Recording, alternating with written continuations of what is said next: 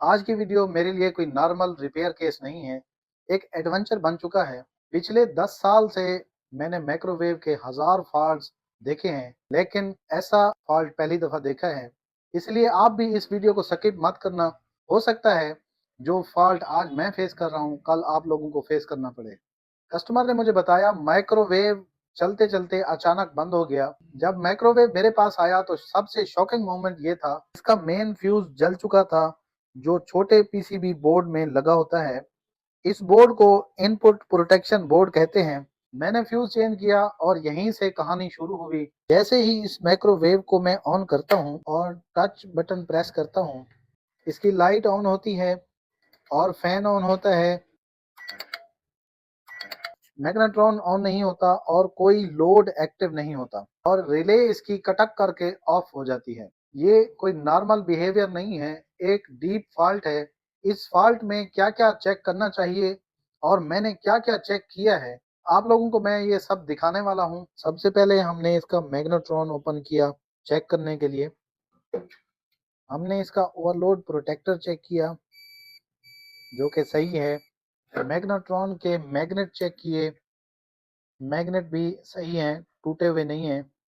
Filament की continuity हमने check की, कंटिन्यूटी भी इसकी सही है। और मैग्नेट्रॉन की शॉर्टेज चेक की तो ये शॉर्ट भी नहीं है। अब बारी है इसके कैपेसिटर और एचवी डायोड की। हमने सेफली इसको डिस्चार्ज किया। डायोड की रेजिस्टेंस चेक की, रेजिस्टेंस ओके है, शॉर्ट भी नहीं है। हमने कैपेसिटर को चेक किया, कैपेसिटर भी इसका ओके है। अगर ये कंटिन्यूटी यानी कि यहाँ पे नंबर आना शुरू हो जाए तो ये कैपेसिटर लीक हो जाता है, यानी कि शॉर्ट हो चुका होता है। अब हम इसको बॉडी के साथ भी चेक कर लेते हैं। यहाँ पे देखें कोई नंबर शो नहीं हो रहे। ये कैपेसिटर भी इसका ठीक है। ट्रांसफार्मर की प्राइमरी वाइंडिंग चेक की, ये भी ओके है। यहाँ पे देखें कंटिन्यूटी आ रही है, ये भी सही है और ये बॉडी के साथ शॉर्ट भी नहीं है। अब इसकी सेकेंडरी वायरिंग चेक करते हैं। ये इसकी सेकेंडरी वायरिंग है, ये भी ओके है और ये बॉडी के साथ शॉर्ट भी नहीं है और ट्रांसफार्मर में कोई बर्निंग स्मेल भी नहीं है। और इसके तीनों डोर स्विच हमने बारी बारी चेक किए, इसके डोर स्विच भी सही हैं।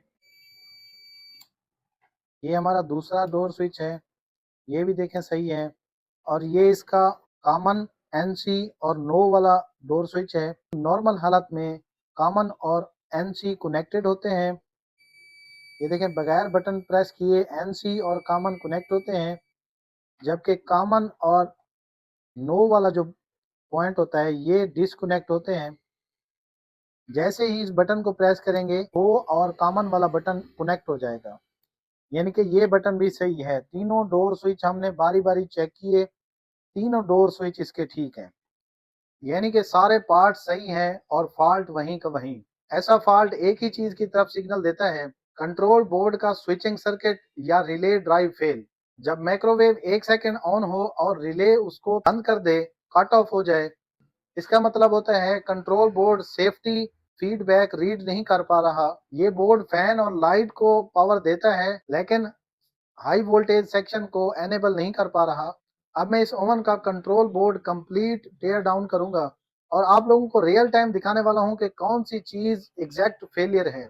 अगर आप टेक्नीशियन हैं तो ये वीडियो आपको नेक्स्ट लेवल नॉलेज देगा। अगर आप कॉमन यूजर हैं तो आपको पता चल जाएगा कि माइक्रोवेव में डीप फॉल्ट कैसे डायग्नोस किया जाता है। चलिए बोर्ड को ओपन करते हैं।